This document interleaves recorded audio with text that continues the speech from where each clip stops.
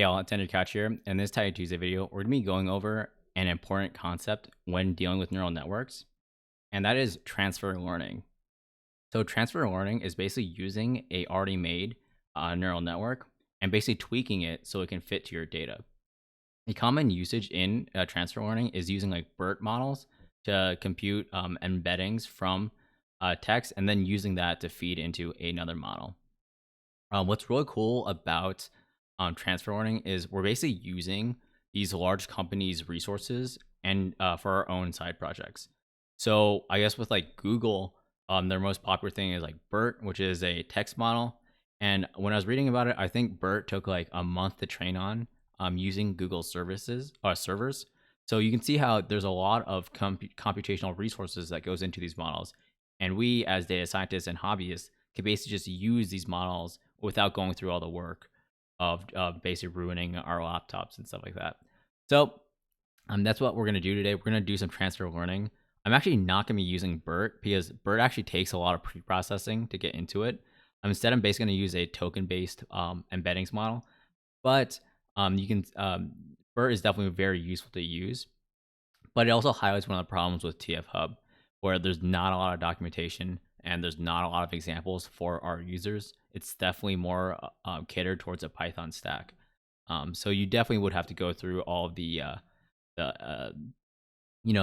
examples of it, try to see what's going on with it. But if you get it, if you get used to it and start learning how the pre-processing works, you'll definitely get rewarded in the end. So let's actually load up our markdown file. And we're gonna call this Tidy Tuesday transfer learning. Yep.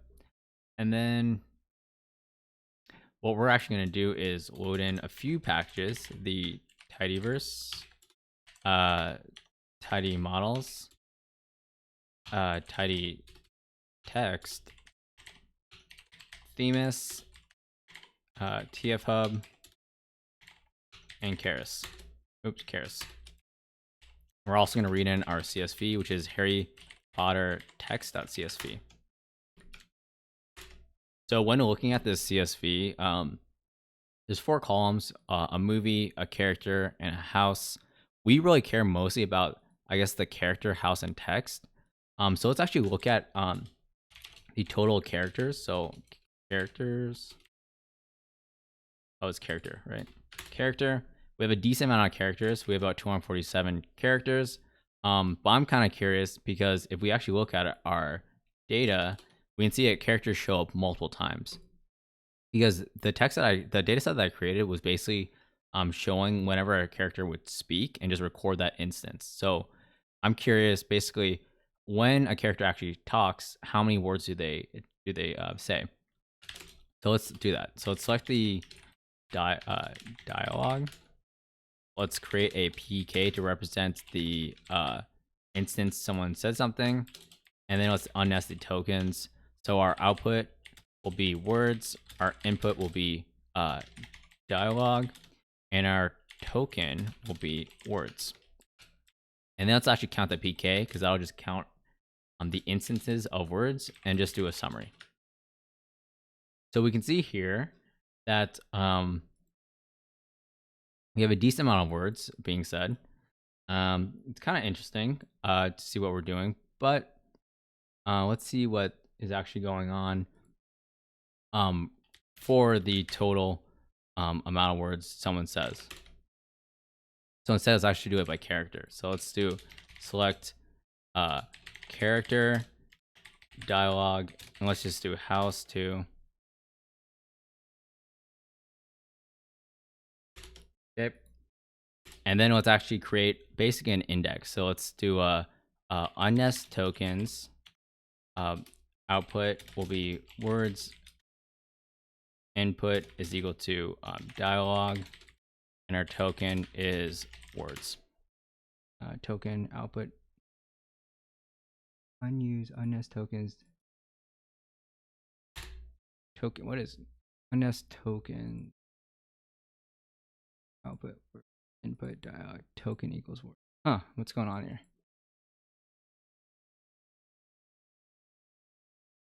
Uh-oh. You have to load in the tidy text a little bit. Okay. I wonder what's going on. Click dialog, and we can say unnest tokens output equals word. We'll just say word input equals dialog, and then token equals words. Okay, whatever. So what I actually want to do is basically create more samples. So if I actually do a like count character and then just do a summary, we can see that characters actually talk a decent amount, right? So like on average, a character will say like 50 things. So I'm basically gonna convert these sequences into batches of 50. So if someone says 50 words, we're basically gonna says more than 50 words, so like 100 words. We're gonna split that into 2 little pieces. So let's do that. So first, I want to actually do that, and then create a dialog, I guess PK, which will be to a row number. Okay, and then we'll say we'll just do a group by character house dialog PK, and then I guess make a word index. So let's say word index equals row number. Okay, and then we'll actually create this word index. And then we'll actually create like a sequence index, so we can basically see that okay, we have like maybe over 50 words. We want to split this area into another sequence. So we'll just do a sequence index is equal to word round word index divided by 50. Okay, and then what we'll do is group by character house dialog PK and then sequence index, and summarize it and say text is equal to concatenate word sep equals space and then collapse equals space. What do we see here? I think we did it. We have about that much. And then we can do it ungroup. Okay. And then we can select the character, character house text.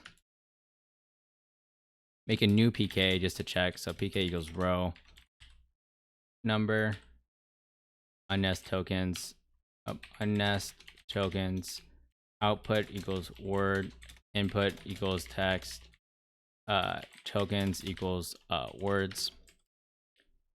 Unnest token output output equals word, input equals text, right? Token equals words, and then we can count the PK. We do a summary, and we see our PK shows that our max amount of words for a sequence is 51, which makes sense. So what we can do now is basically just deselect the character and just select the house and the text. Okay.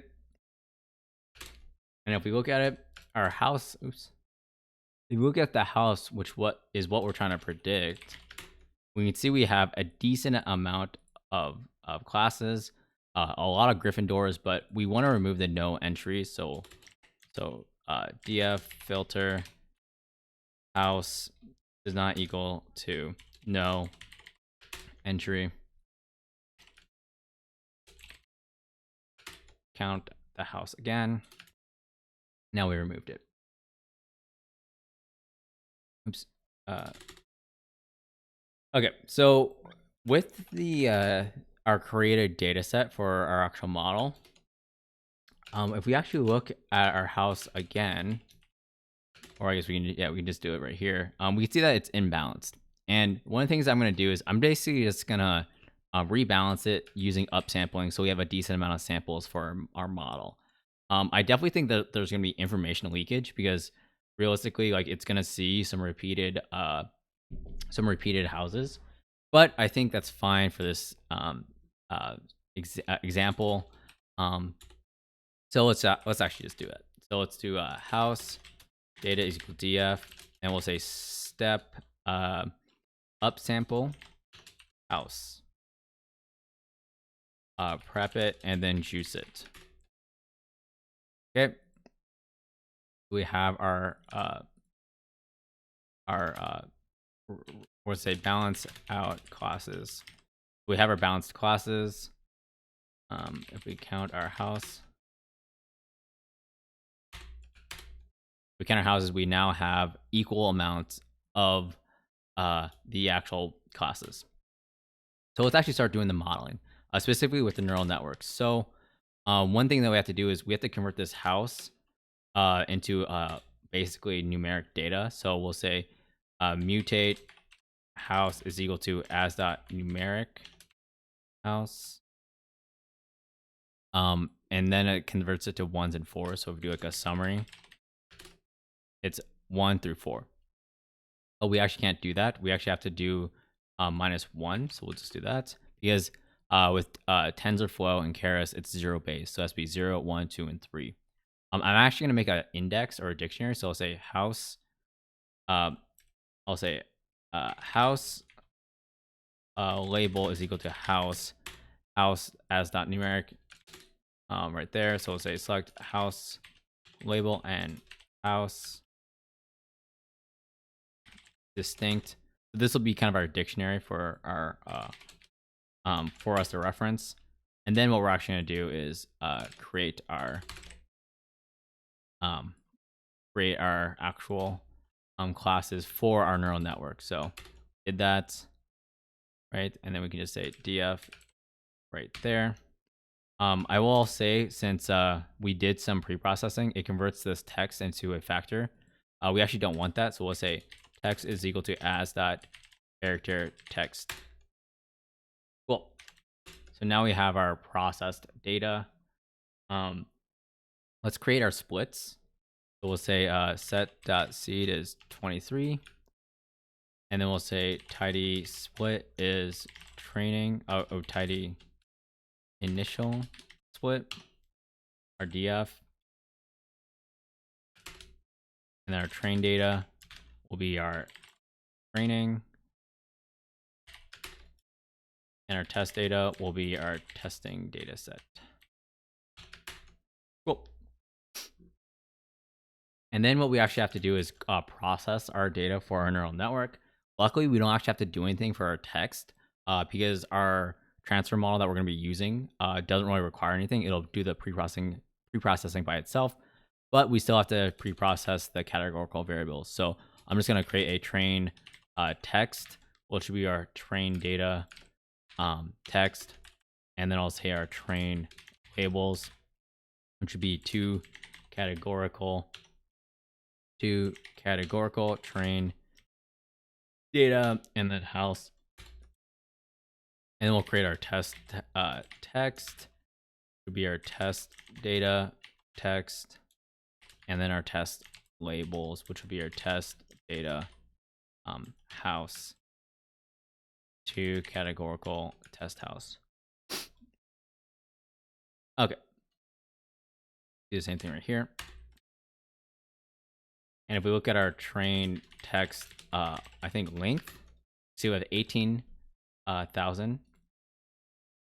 And then if you do our thing right here, it's the same thing, but we have 4 classes. We can also look at our test text dim.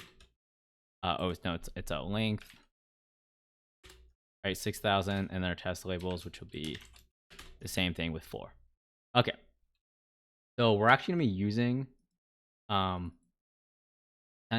Google TensorFlow model. I actually have it in a different window. Let me copy and paste it up here, which is the GNews Swivel, a token-based embedding trained off of the Google News 130 gigabyte corpus.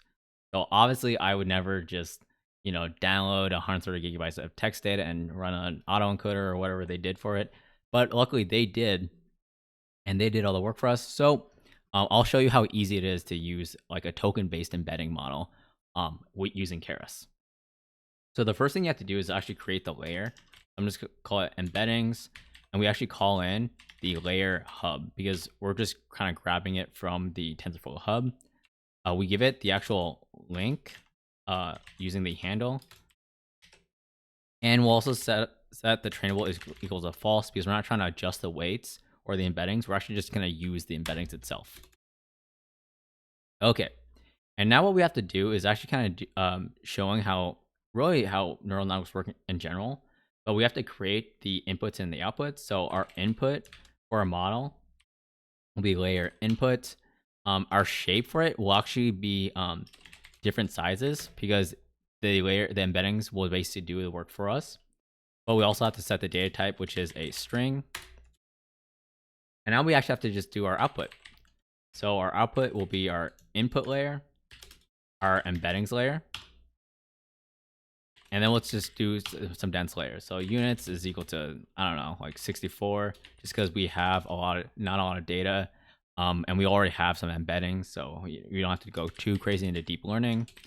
Just do a ReLU, layer dense, units equals 32, activation equals ReLU, because we're just doing a second layer. And then we'll just do our activation layer, which we have 4 classes.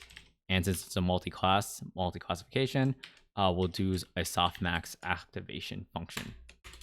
So let's actually go over this. So we have our input, which basically saying like, we don't really know the shape of it. We'll worry about it later. But we know if it's a string because that's our text. And then we basically just downloaded the model, the embeddings model, and this will basically do the pre-processing for us and then output some embeddings nodes. And after we get those embeddings, it's just going to feed right into our standard neural network model. So as you can see, it's very easy. Like it's literally just one line of code to make an embedding model using like 150 gigabytes of text data from Google. So it's pretty straightforward, but there's a lot of pre-processing that goes into using like other models like BERT, some computer vision models. So it is deceptively easy. We're not trying to do anything crazy. I just wanted to say that. Okay, so now let's actually create our model since we have our inputs and our outputs. So Keras model, and we just give it our input and our output, right? And then let's actually compile it using, I guess, our loss will be categorical cross entropy. I really hope I don't spell it wrong. Our optimizer will be atom. You can obviously change it to like anything else like SGD and stuff like that.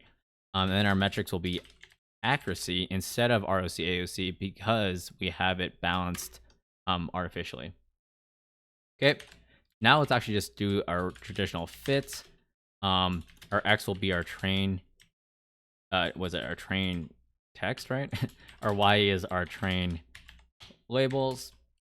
Well, let's say a validation split of 80-20. And I was actually typing in validation split wrong. We're actually supposed to do 0.2 over 0.8. That's definitely my fault. I could have swore I read it on deep learning, but that is 0.8, but it's 0.2, just to make sure that you guys are doing it correctly. And then we'll just call 50 epochs. So we're going to be training it. We can see we're going in. Oh, did it not do the, oh, I spelled validation split wrong. That's fine. I guess we'll just keep on going through it using our own model. And we see our accuracy is slowly increasing. Our loss is slowly decreasing. And it should keep on going. I probably won't rerun this using the validation set. I think this video might get a little long. And to be honest, this is a pretty simple concept. So let's just do a post evaluation on our test set and see how it reacts.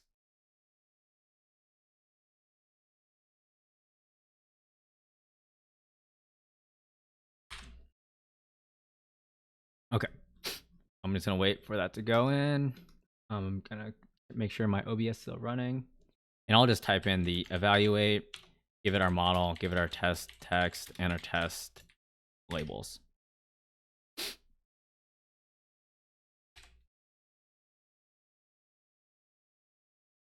Okay. And we can see we have similar accuracy, right? 75% accuracy, 75% test evaluation accuracy that it hasn't seen. Obviously, it technically probably has seen it. So there is a lot of data leakage here, but that's definitely not what we should be doing because we pre-processed it beforehand. But when I actually created this Harry Potter Soaring Hat model, the main idea was that people would use it for fun. This isn't really for like, there's no actual like validation for saying that like you're not a Gryffindor or not. It's mostly just using your text and semantically seeing how you speak, like which house you speak like.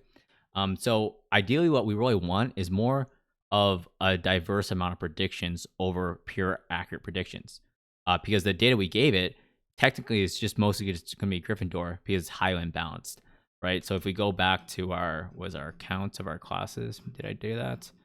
Yeah, it would be pretty much always try to predict Gryffindor because that'll be maximizing its objective function to get the highest accuracy. But in reality, if it's always predicting Gryffindor, people won't trust the model, even though technically they shouldn't trust the model because it's not scientific at all. But you want something that has a pretty good use case, and in this case, I wanted to predict a wide variety of it so people can have fun. They can analyze their own tweets and text and then say like, oh, well, I'm a Gryffindor and you're a Slytherin. That's funny, and stuff like that. That's just me going on a tangent of actual like applications and also the data science part of it. But let's actually look at our confusion matrix for our evaluation set. So we're actually going to predict using our model, given our test text, and we'll just convert that to a tibble. What's fun is it gives the model the probabilities already. So we'll just say model pred. And then with our model pred, let's just add our classes, which will be the test labels. Right, test label. Oh, no, it's not that. Test data, and then we'll say house, and we'll say we'll convert that to as table house is equal to that. Right, so we have our table. So we have our house. Let's actually left join our dictionary. So house dict, right? Is that? What would I call it again? Sorry about that. Label dict. So label dict, and then we'll just capitalize that. Right. So now we have our labels. We'll select our minus house. Right. And then what we can do is oh, actually, sorry about that. Model pred. Use model pred. You can actually change the column names pretty fast using the label dict. We'll just select house label, pluck the list. Right.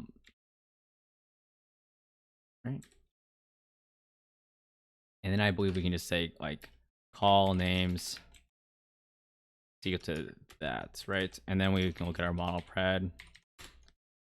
Oops, pluck, select, and maybe select house label.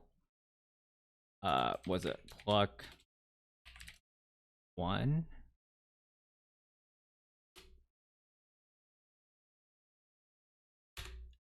And then let's look at it again. There we go. So now we made that. We can add this stuff into it. Oh, sorry. And then we can create our confusion matrix. So conf. What do we do? Conf mat, and then truth is equal to house label. Estimate is equal to Gryffindor to Slytherin. Var must. Uh-oh.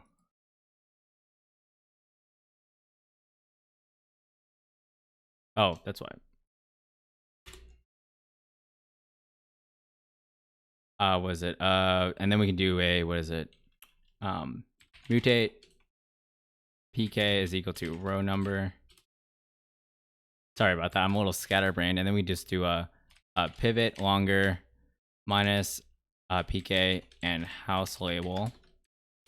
And then group by house label and PK. And then summarize value is equal to max value.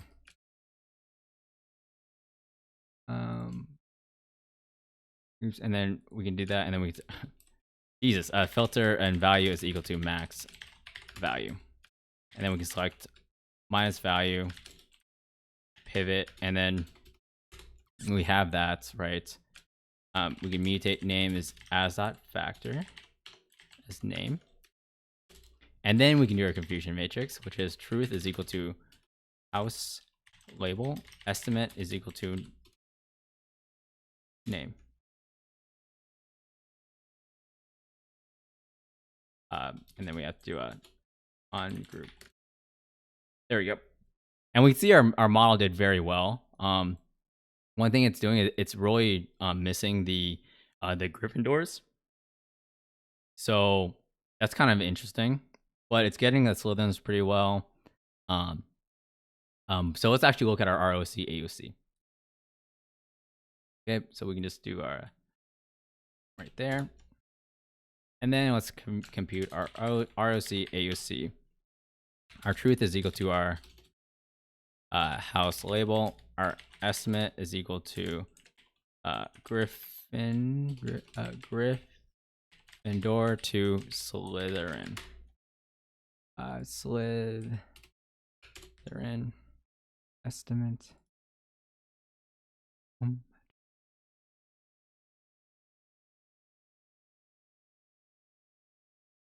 What? What? So it's Gryffindor to Slytherin. Form what estimate must match.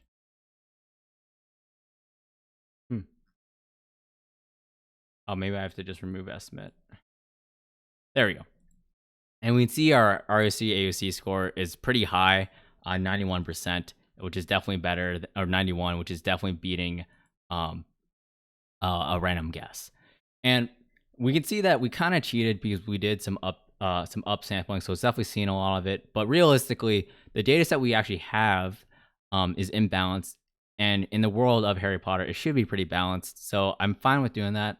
Some things that we could have changed is we could have just changed it to downsampling. That would have been interesting to do. We'd also change the transfer warning model, so we could have done maybe a sequential model. But the main idea behind this entire video was that transfer warning is pretty easy to do a lot of simple things, and it's definitely something that you should keep in your toolkit because you can definitely get some decent amount of predictive power for it with doing none of the work and allowing these larger companies to do it for you. So I'll see you guys next week, and tidy on.